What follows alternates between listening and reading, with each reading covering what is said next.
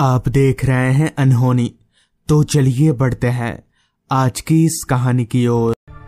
खाना पीना खाने के बाद मैं अपने दादाजी के कमरे में गया और उनसे कहा, दादाजी, आपने कहा था कुछ सालों पहले इस गांव में कुछ अजीब अजीब सी घटनाएं हो रही थी, उसके बारे में कुछ बताइए ना।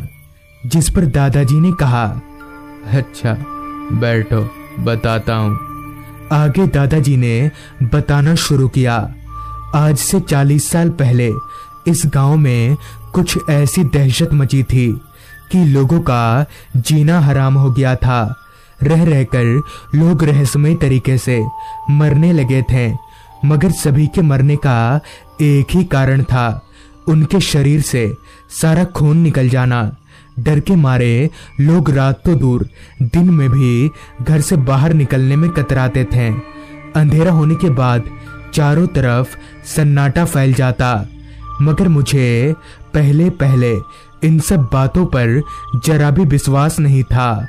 रात हो या दिन मैं अपना सारा काम पहले की तरह ही करता था, मगर एक रात मेरे साथ कुछ ऐसा हुआ जिसे आज तक मैं भूल नहीं सका, और उस रात को मैं काली रात मानता हूँ। दरअसल हुआ कुछ यूं था कि एक शाम मैं काम खत्म करके खेत से घर लौट रहा था। अंधेरा हो जाने के कारण मुझे मेरे अलावा और कोई दिख नहीं रहा था। मैं टॉर्च की हल्की रोशनी के सहारे घर की तरफ आगे बढ़े जा रहा था। हमारा खेत घर से थोड़ी दूरी पर था, तो मुझे घर पहुंचने में करीब 5-7 मिनट का वक्त लगने वाला था। उस रास्ते पर सन्नाटा इस कदर फैला हुआ था कि मुझे साफ साफ रात कीड़ों की आवाज सुनाई पड़ रही थी। अभी मैं आगे बढ़ ही रहा था कि तभी मुझे पायल छमछमाने की आवाजें आने लगी। उस आवाज को सुनकर मेरे चलते पैर एकदम से रुक गए और मेरी निगाहें उस आवाज को तलाशने लगीं, मगर मुझे वहां कुछ नहीं दिखा। मैंने इसे अपने मन का वहम मानकर आगे बढ़ने लगा। अभी मैं कुछ कदम चला ही था कि तभी मुझे ऐसा महसूस होने लगा कि जैसे कोई मेरे पीछे चल रहा है, मगर इस बार मेरे मन का वहम नहीं था। मुझे साफ साफ किसी के चलने की आवाज सुनाई पड़ रही थी। मैं झट से पीछे पलटा तो मेरे होश उड़ गए। मेरे पीछे घने अंधेरे के सिवा और कुछ नहीं था, मगर ऐसा कैसे हो सकता है? मैंने अपने कानों से किसी के चलने की आवाज सुनी। अब मुझे हल्की हल्की बेचैनी महसूस होने लगी थी। मुझे अब वहां रुकना ठीक नहीं लगा और मैं तेजी से घर की तरफ आगे बढ़ने लगा। अभी मैं चल ही रहा था कि तभी रास्ते के किनारे घने झाड़ियों से आवाज आई, हरिया, आज तेरी बारी है। वो आवाज इतनी डरावनी थी कि उस आवाज को सुनकर मेरे पैर कपकपाने लगे और मेरा पूरा शरीर पसीने से लथपथ हो गया, मानो मेरी मौत मुझे पुकार रही हो। अब मुझे पता चल गया था कि गांव वालों की बात ना मानकर मैंने कितनी बड़ी मुसीबत मोल ली है। मेरी हिम्मत नहीं हो रही थी कि मैं उस आवाज की तरफ देख सकूं। मैं किसी तरह हिम्मत जुटाकर मैंने तिरछी नजर से उस ओर देखा तो मेरे होश फाख्ता हो गए। दरअसल घने अंधेरे के बीच बस मुझे 2 लाल टिमटिमाती आंखें नजर आ रही थी। मुझे देखते ही पता चल गया कि वो आंखें ना तो इंसान की है और ना ही किसी जानवर की, बल्कि उसकी है जिससे सारा गांव डरता है। अभी मैं भागने ही वाला था, तभी मेरे कांपते कदमों के कारण मैं लड़खड़ा कर जमीन पर गिर गया और उसी के साथ मुझे किसी औरत की जोर जोर से हंसने की आवाज आने लगी। अभी मैं उठने की कोशिश कर ही रहा था कि तभी उस झाड़ी में से एक औरत निकलकर मेरे सामने खड़ी हो गई। मैंने अपनी नजरों को उठाकर उस औरत की तरफ देखा तो मेरा कांपता शरीर और जोर जोर से कांपने लगा। मेरे दिल की धड़कनें इतनी तेज दौड़ रही थीं कि उसकी आवाज मैं साफ साफ सुन पा रहा था। दरअसल उस औरत का चेहरा मौत से भी ज्यादा डरावना था और उसके मुंह से खून टपक रहा था और वो औरत जमीन पर खड़े ना होकर हवा में खड़ी थी। उस औरत के मुंह से टपकते खून को देखकर साफ साफ पता चल रहा था कि उसने अभी अभी किसी का खून पिया है। अब मुझे समझ नहीं आ रहा था कि मैं करूं तो करूं क्या, कि तभी उस औरत ने एकदम से मेरा गला पकड़ लिया और एक भारी सी आवाज में कहा, आज तेरा खून पीऊंगी। और इतना बोलकर उस औरत ने मुझे घसीटते हुए जंगलों के अंदर ले जाने लगी। मैं अपनी जान बचाने के लिए काफी जोर जोर से चिल्लाए जा रहा था, मगर मुझे पता था कि मेरे चिल्लाने का शायद कोई फायदा नहीं होने वाला है, क्योंकि मेरी आवाज गांव तक नहीं पहुंच पाएगी। मगर फिर भी मैं चिल्लाता रहा। घसीटते हुए वो चुड़ैल मुझे नदी के किनारे ले आई, जहां काफी सारे खून फैला हुआ था। अभी वो औरत मुझे मारने ही वाली थी कि तभी मेरे ऊपर किसी ने भभूत छींटा, जिससे उस चुड़ैल ने मुझे एकदम से छोड़ दिया और हवा में धुआं हो गई। मैंने उठकर जब पीछे देखा तो ठीक मेरे पीछे एक अघोड़ी बाबा खड़े थे। बाबा को देखकर मेरी जान में जान आ गई। मैं भागकर बाबा के पास गया, जिस पर बाबा ने कहा, बेटा तुम इतनी रात को यहाँ क्या कर रहे हो? तुम्हारा घर कहाँ है?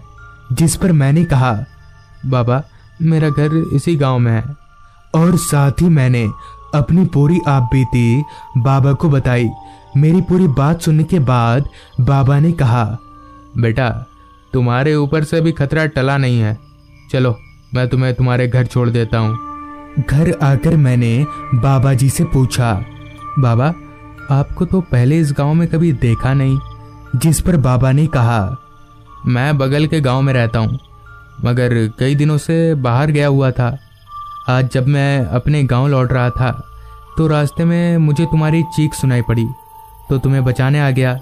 जिस पर मैंने कहा, बाबा जी आपको पता है वो औरत कौन है और हमारे पूरे गांव को क्यों मारना चाहती है? इस पर बाबा जी ने बताना शुरू किया। आज से कुछ साल पहले इस गांव में एक परिवार रहा करता था, जिसमें एक बच्चा और एक पति पत्नी रहा करते थे। पति की तबीयत काफी दिनों से खराब थी, वो बिस्तर से उठ नहीं सकता था। जब तक अनाज घर में थे तब तक तो सब कुछ ठीक था, मगर जब खाने को कुछ नहीं बचा तो पत्नी अपने 7 साल के बच्चे को लेकर गांव के सभी के घरों में खाना मांगने जाती थी, मगर किसी ने उसकी मदद नहीं की। सबसे पहले तो उसका पति मर गया, जिसके कुछ दिन बाद भूख से तड़प तड़प कर उसका बच्चा। ये सब वो बर्दाश्त नहीं कर सकी और गांव के कुएं में कूदकर अपनी जान से हाथ धो बैठी। और तब से उसी की आत्मा रह रहकर गांव के लोगों को मौत के घाट उतार रही है। बाबा जी की पूरी बात सुनने के बाद मैंने कहा, बाबा जी इससे बचने का कोई उपाय नहीं है? इस पर बाबा जी ने कहा, एक उपाय है। जब वो औरत कुएं में कूदी थी तो सुबह गांव वाले ने उसकी लाश को ना निकालकर कुएं को वैसे ही ऊपर से बंद कर दिया। हमें कुएं को खोलकर उसमें से उसकी बची कुची हड्डियों को निकालना होगा और उसका अच्छी तरह से अंतिम संस्कार करना होगा, तब जाकर उसकी आत्मा को मुक्ति मिलेगी। ये काम तुम्हारे अकेले से नहीं होगा, पूरे गांव वालों को मिलकर करना होगा। उस रात तो हमने किसी तरह से पार किया, मगर सुबह होते ही सारे गांव वालों को इकट्ठा करके पूरी बात बताई, जिसके बाद हमने मिलकर उस कुएं को खोला तो उसमें काफी कम पानी था, मगर पूरा पानी काला पड़ चुका था। सारे पानी को खाली करने के बाद हमें कुछ हड्डियां दिखीं, जिसे निकालकर हम सीधे शमशान चले गए और काफी अच्छे से उन हड्डियों का अंतिम संस्कार किया। फिर जाकर हमारे गांव पर से वो खतरा टला और हमारा गांव फिर से ठीक हो गया। पूरी कहानी बताने के बाद दादाजी ने कहा, काफी रात हो गई है, जाओ सो जाओ। दादाजी की कहानी सुनने के बाद पूरी रात मुझे नींद नहीं आई। तो दोस्तों, ये थी आज की कहानी। आज भी जब रात के वक्त बारिश होती है तो डर के मारे मेरे हाथ पैर फूलने लगते हैं, क्योंकि मुझे आज भी वो बारिश की बरसती रात याद है जिस रात मेरे साथ ये घटना घटी। इस घटना के पहले तक मैं भूत प्रेत इन सब बातों पर विश्वास नहीं किया करता था, मगर इस घटना के बाद मैं इन सब बातों पर पूरा विश्वास करने लगा।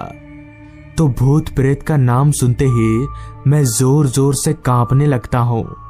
घटना आज से 30 साल पुरानी होने के कारण उस समय मैं गांव में रहकर पढ़ाई किया करता था और उस समय मेरी उम्र महज 20 वर्ष की होगी। दरअसल हुआ कुछ यूं था कि एक दिन मुझे दूसरे गांव अपने चाचा जी के घर जाना था, तो मैं सुबह 8 बजे अपने घर से निकलकर दूसरे गांव चाचा के घर की तरफ चलता बना। हमारे गांव से दूसरा गांव करीब 10 किलोमीटर की दूरी पर था, तो मुझे पैदल चलकर वहां पहुंचने में अभी काफी वक्त लगने वाला था। खैर, करीब 4 घंटा पैदल चलने के बाद मैं दूसरे गांव अपने चाचा के घर पहुंचा, तो सभी लोगों से मिलकर मुझे काफी खुशी हुई। असल में मैं 4-5 दिनों के बाद गांव छोड़कर शहर काम करने चला जाऊंगा, इसलिए मैं चाचा जी से मिलने उनके घर आ गया। बैठकर काफी देर चाचा जी से बात करने के बाद चाचा जी ने दोपहर का खाना लगा दिया, जिसके बाद मैंने खाना खाया और थोड़ा आराम करने के लिए बिस्तर पर लेट गया। मगर बिस्तर पर लेटते ही काफी थके हुए होने के कारण नींद ने मुझे कब अपने आगोश में ले लिया पता ही नहीं चला, जिसके बाद ठीक मेरी आंख शाम के 6 बजे खुली। अब आसमान में सूरज की तेज किरणों की जगह चांद की मध्यम रोशनी ने ले ली थी। मुझे वापस घर भी जाना था, तो मैं झट से बिस्तर पर से उठा और हाथ मुंह धोकर वापस घर निकलने की तैयारी करने लगा। तो काफी शाम हो जाने के कारण मेरे चाचा जी ने मुझसे कहा, अरे विक्रम, आज रात यहीं रुक जा, अभी कैसे जाएगा तू? इस पर मैंने अपने चाचा जी से कहा, नहीं चाचा जी, मैं चला जाऊंगा, क्योंकि आज रात मेरा दोस्त कमल भी आ रहा है और मुझे काफी तैयारी भी करनी है। मेरे समझाने के बाद चाचा जी मान गए और मैं ठीक 7 बजे उनके घर से निकलकर अपने घर की तरफ आगे बढ़ने लगा। मेरा घर यहाँ से काफी दूर था, तो मैं अपने कदमों को काफी रफ्तार में भगाए जा रहा था। कुछ दूर पैदल चलने के बाद मैं एक सुनसान रास्ते पर पहुंचा। वो रास्ता इतना सुनसान था कि मेरे पैदल चलने की आवाज भी मुझे साफ साफ सुनाई पड़ रही थी। साथ ही साथ बीच बीच में आ रही झींगुरों की आवाजें उस माहौल को और भी ज्यादा सुनसान बना रही थी। अंधेरा तो पूरे रास्ते पर इस कदर फैला हुआ था कि मानो ये रास्ता इस दुनिया में ही ना हो। अंधेरा इतना घना था कि मुझे रास्ता भी साफ साफ दिखाई नहीं दे रहा था। इस पर एक बार मैंने अपनी निगाहें आसमान की ओर घुमाई, तो आसमान का नजारा देखकर मैं काफी चिंता में पड़ गया, क्योंकि आसमान काले काले बादलों से पूरी तरह से ढका हुआ था, जिस कारण आसमान में चांद का कोई अता पता नहीं था। इसका मतलब ये था कि अभी किसी भी वक्त बारिश आने वाली है। जिसके बाद मैं और तेज चलने लगा। रास्ते के दोनों तरफ घने जंगल थे, जिस कारण बीच बीच में आ रही जंगली जानवरों की आवाज मेरे रोंगटे खड़े कर दे रही थी। अभी मैं कुछ आगे बढ़ा ही था कि तभी एक बार जोर जोर से बिजली गरजी और उसके साथ ही साथ बारिश भी शुरू हो गई। बारिश होते ही मैं काफी परेशान हो गया कि भला अब मैं करूं तो करूं क्या। यहाँ तो दूर दूर तक ना तो कोई घर है और ना ही बारिश से बचने के लिए कोई जगह। साथ ही साथ मुझे ये डर भी सताए जा रहा था कि अगर बारिश में भीगकर मेरी तबीयत खराब हो गई तो मैं शहर कैसे जा पाऊंगा। अभी मैं इधर उधर देख ही रहा था कि तभी मेरी नजर रास्ते के किनारे जंगलों के तरफ गई तो मैंने देखा कि एक आदमी एक छोटे से शेड के नीचे बैठा हुआ है। उस शेड के आसपास के माहौल को देखकर मैं ये समझ गया कि वो एक शमशान घाट है। खैर मुझे बारिश से बचना था, इसलिए मैं चलकर उस आदमी के बगल में जाकर बैठ गया। वो आदमी चुपचाप बस अपनी जगह पर बैठा हुआ था। तभी मैंने उस आदमी से पूछा, आप यहाँ बारिश से बचने के लिए आए हैं? इस पर उस आदमी ने कहा, हाँ, बारिश से बचने के लिए तो आया ही हूँ, पर यहाँ पर मुझे कुछ काम भी है। उस आदमी से ये सुनकर मुझे काफी हैरानी हुई कि आखिर इस शमशान में इसे क्या काम है। तभी मैंने उस आदमी से पूछा, क्या काम है आपको यहाँ पर? मगर इस पर उस आदमी ने कोई जवाब नहीं दिया। मुझे लगा शायद वो मुझसे बात नहीं करना चाहता है, इसलिए मैंने भी फिर कुछ नहीं बोला और चुपचाप वहीं पर बैठा रहा। अभी मैं उस आदमी के बगल में बैठकर शेड के नीचे बारिश से बच ही रहा था कि तभी वो आदमी जोर जोर से रोने लगा। उस आदमी का अचानक से रोता देख मैं चौंक गया कि अब इसे क्या हो गया। मैंने उस आदमी से एक दो बार पूछने की कोशिश भी की, मगर उस आदमी ने कोई जवाब नहीं दिया। इतने में ही शमशान के अंदर 4-5 लोग एक लाश लेकर आते हुए दिखे। उस लाश को देखकर मैंने जैसे ही अपने बगल में बैठे उस आदमी की तरफ देखा तो वो आदमी अब वहां से गायब हो चुका था। मुझे बहुत अजीब लगा कि आखिर वो आदमी गया तो गया कहाँ। खैर ऐसे ही उस लाश को वो लोग मेरे बगल में लेकर वहां पर मेरे बगल में रख दिए तो उस लाश के चेहरे को देखकर मेरे होश उड़ गए, क्योंकि वो लाश उसी आदमी की थी जो थोड़ी देर पहले मेरे बगल में बैठा हुआ था। पर यह कैसे हो सकता है? मुझे मेरी आंखों पर यकीन नहीं हो रहा था। मैं बहुत डर गया और डर के कारण बारिश में भीगते हुए ही वहां से भागने लगा। भागते भागते मैं रास्ते पर कुछ आगे गया ही था कि तभी मुझे रास्ते के किनारे पर एक बैलगाड़ी खड़ी दिखी। मुझे लगा अपनी जान बचाने के लिए मुझे उस बैलगाड़ी के पास जाना ही होगा, लिहाजा मैं भागकर उस बैलगाड़ी के पास जाने लगा। भागकर मैं उस बैलगाड़ी के पास पहुंचा तो देखा कि बैलगाड़ी चालक बैलगाड़ी के ऊपर शॉल ओढ़कर बैठा हुआ है। हालांकि उस वक्त उस बैलगाड़ी वाले को देखकर मुझे काफी हैरानी हुई कि आखिर ये इतनी गर्मी में शॉल ओढ़कर क्यों बैठा हुआ है। मगर उस वक्त मुझे अपनी जान बचाने की ज्यादा पड़ी थी, इसलिए मैं हड़बड़ाते हुए बैलगाड़ी में चढ़कर बैठ गया। मेरे बैठते ही उस बैलगाड़ी वाले ने कहा, कहाँ जाना है साहब? तो इस पर मैंने जवाब दिया, यहाँ से नजदीक जो गांव पड़ता है वहां चलो। मेरे से ये सुनकर उस बैलगाड़ी वाले ने बैलगाड़ी चलाना शुरू कर दिया। अभी बैलगाड़ी चल ही रही थी कि तभी एक तेज हवा के झोंके से उस बैलगाड़ी वाले के चेहरे पर से शॉल हट गया। तो उस बैलगाड़ी वाले का चेहरा देखकर मेरे होश उड़ गए, क्योंकि ये वही आदमी था जिसकी लाश मैंने शमशान में देखी थी। मैं समझ गया कि अब मैं नहीं बच पाऊंगा। हालांकि उस समय मेरी हिम्मत टूट चुकी थी, मगर कैसे भी करके मैंने हिम्मत जुटाया और बैलगाड़ी से कूदकर वापस शमशान की ओर भागा। शमशान पहुंचकर मैंने उन लोगों को पूरी बात बताई तो उन्होंने बताया कि यही आदमी पहले बैलगाड़ी चलाया करता था और आज सुबह ही इनकी मौत हो गई। तो दोस्तों, ये थी आज की कहानी। अगर आपको ये कहानी पसंद आई हो तो चैनल को जरूर सब्सक्राइब कर लें। तो मैं आपका दोस्त आर्यन जल्द ही मिलूंगा आपसे ऐसी ही एक कहानी के साथ।